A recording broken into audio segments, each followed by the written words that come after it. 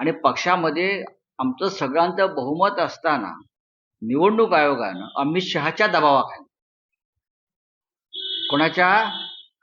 अमित शहाच्या दबावाखाली हा पक्ष एकनाथ शिंदेना विकला 5,000 कोटी. मी आकडा सांगतोय, त्याची किंमत 5,000 कोटी पक्ष विकत घेण्याची. पक्ष आणि चिन्हाच्या अनुषंगाने नाही, पक्ष आणि चिन्हाचा युक्तिवाद हा अत्यंत महत्वाचा आहे.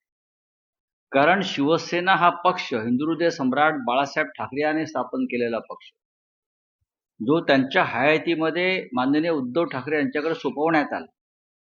उद्धव ठाकरे यांनी नेतृत्वाखाली एक पक्षाची घटना तयार झाली. ती घटना आम्ही निवडणूक आयोगाला कळवली. त्याच्या रितसर पोचपावत्या आमच्याकडे आहेत. आणि ते म्हणतात की हा पक्ष हा अनडेमोक्रेटिक, अलोकशाही आहे, अलोकशाहीवादी आहे. असे विचित्र युक्तिवाद निवडणूक आयोगानं त्यांच्या निर्णयात दिलेले. पक्ष आणि चिन्ह हेच महत्वाचं आहे ना. या पक्षावर जो पक्ष एका घटनात्मक रीतीने चालवला गेला, एक घटना तयार करून, आणि पक्षामध्ये आमचं सगळ्यांचं बहुमत असताना निवडणूक आयोगानं अमित शहाच्या दबावाखाली अमित शहाच्या दबावाखाली हा पक्ष एकनाथ शिंदेना विकला 5,000 कोटी. मी आकडा सांगतोय, त्याची किंमत 5,000 कोटी पक्ष विकत घेण्याची. आता ह्याच्यामध्ये स्वतः निवडणूक आयोग आणि कोण कोण सामील आहेत त्याचा हिशोब ते देतील.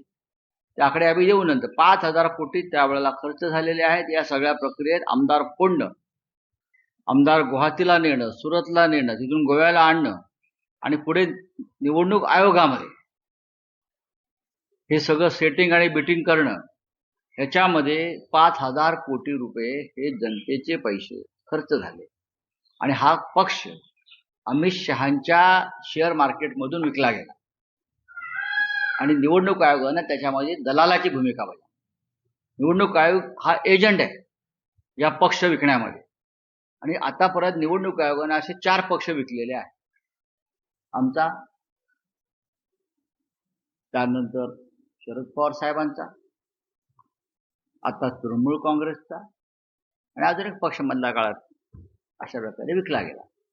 ही विक्री निवडणूक आयोग जर करत असेल लोकशाहीची, तर देशात उरलं काय?